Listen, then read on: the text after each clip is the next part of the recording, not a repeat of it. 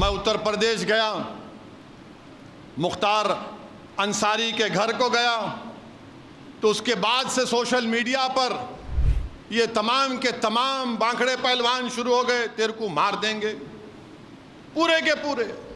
ارے بھائی، میں اخلاق کے گھر کو بھی گیا تھا، میں جنید اور نصیر کے گھر کو بھی گیا تھا جن کو زندہ جلا دیا گیا گھاٹ میکا کے۔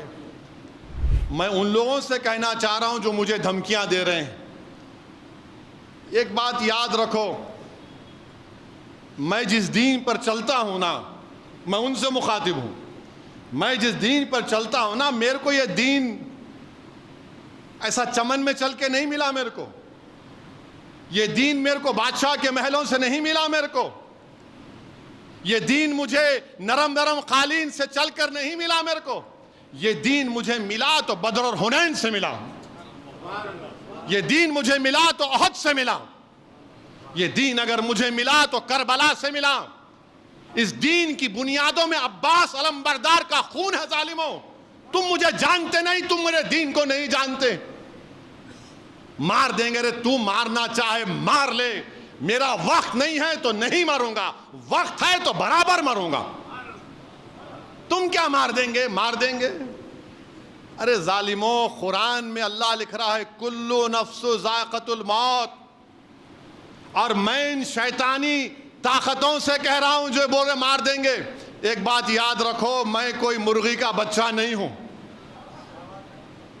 ایک بات یاد رکھو، مرغی کا بچہ نہیں ہوں۔ بات کے حالات تم جانو، پھر میں اتنا آسانی سے جانے والا نہیں ہوں، پیٹھ نہیں دکھاؤں گا انشاءاللہ تعالی۔ تم کیا، تمہارے باپ بھی آ جائیں گے تو سامنے ٹھہروں گا میں انشاءاللہ تعالی۔ مگر یاد رکھو، مومن فنا نہیں ہوتا، مومن فنا نہیں ہوتا۔ اب کیسے نہیں ہوتا؟ موت کیا ہے؟ زندگی اور موت ایک حقیقت ہے نا؟ زندگی اور موت کے درمیان میں ایک حجاب ہے۔ تو ایک گھر سے دوسرے گھر کو جائیں گے آپ، تو فنا کیسے ہوئے؟ ایک گھر سے دوسرے گھر کو جا رہے آپ اور ہم، تو فنا کہاں سے ہوئے؟ تم فنا ہو جاؤ گے، ہم فنا نہیں ہوں گے انشاءاللہ تعالی۔ تمہاری نسلیں فنا ہو جائیں گے، ہم فنا نہیں ہوں گے۔ ہم ایک گھر سے دوسرے گھر کو منتقل ہوتے۔ مستدراک ایک حدیث کی مشہور کتاب ہے، عمر بن عبدالعزیز رضی اللہ تعالیٰ عنہ کہتے ہیں کہ آخرت کی زندگی کی تیاری کرو، مومن فنا نہیں ہوتا، وہ ایک گھر سے دوسرے گھر کو جاتا، ایک گھر سے دوسرے گھر کو جاتا ہے۔ تو موت سے ڈرنا نہیں ہے، مگر ڈرنا اس بات سے کہ موت کے بعد کیا ہوگا۔ جب خبر میں جائیں گے، جب حساب کتاب ہوگا، جب پوچھا جائے گا، جب تم سے اور ہم سے پوچھا جائے گا، اور انشاءاللہ تعالی جب ہم کو رسول اللہ صلی اللہ علیہ وسلم کا چہرے مبارک دکھا جائے گا، تو ہم پکار کر کہیں گے یہ میرے آقا ہیں، انشاءاللہ میں ان کا امتی ہوں، یہ محمد صلی اللہ علیہ وسلم ہے۔ ہم ایک گھر سے دوسرے گھر کو منتقل ہوتے۔ مارنا ہے مارو، کیا کرنا ہے کرو۔ تم زہر دے کے مارے انہوں شہید ہو گئے، تم زہر دے کے مارے انہوں شہید ہو گئے، تم 2 فیٹ کے سے گولی مارے وہ شہید ہو گئے۔ اور شہید تو قرآن میں اللہ بول رہا ہے ان کو مردہ مت کہو، تم جب مرو گے تم مردہ رہو گے انشاءاللہ، تم جب مرو گے تم مردہ ہوگے، میں مردہ نہیں رہوں گا، میں مومن ہوں، گھر تبدیل کروں گا۔ کسی ایک شاعر نے ایک اچھا شعر کہا تھا، میری زندگی کا مقصد تیری دین کی سرفرازی، میری زندگی کا مقصد تیرے دین کی سرفرازی، میں اسی لیے مسلمان، میں اسی لیے نمازی، میری زندگی کا مقصد تیری دین کی سرفرازی، میں اسی لیے مسلمان، میں اسی لیے نمازی۔ کسی ایک عاشق رسول نے بڑا اچھا کہا موت خبر کے بارے میں، کفن کے بارے میں۔ اب میں ان ظالموں سے کہہ رہا ہوں کہ پس مردن فرشتوں نے جو تلاشی لی تو بھلا کیا نکلا؟ پس مردن فرشتوں نے جو تلاشی لی تو کیا نکلا؟ فقط ایک دل کے گوشے سے خیال مصطفیٰ نکلا۔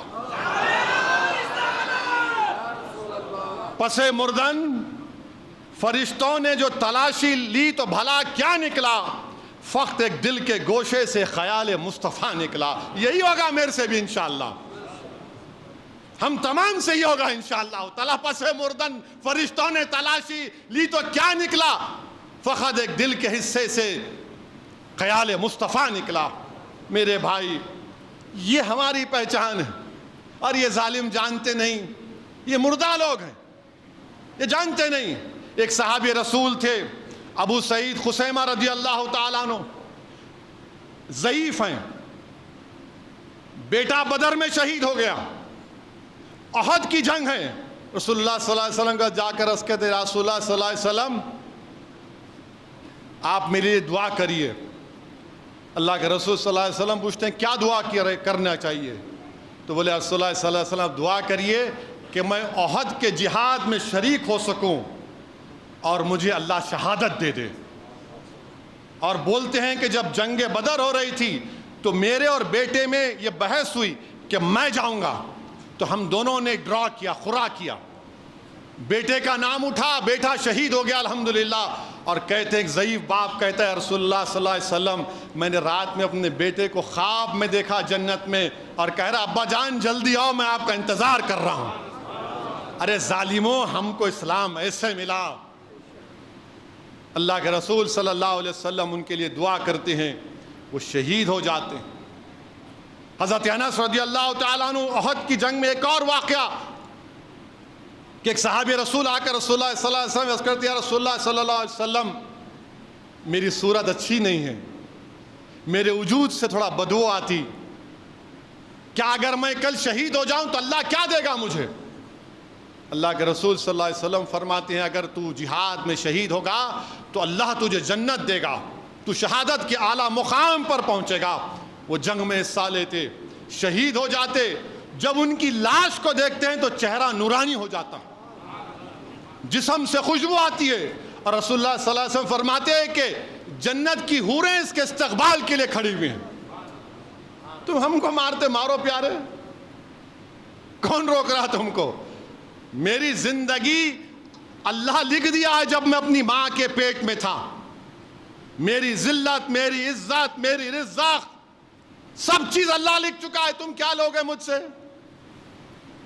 ارے یاد رکھو، دنیا میں رہیں گے تو غازیوں کی طرح رہیں گے، یا پھر موت آئے گی تو شہادت کو پسند کریں گے، اور حشر کے میدان اپنے ماں باپ کو شرمندہ ہونے نہیں دیں گے انشاءاللہ تعالی.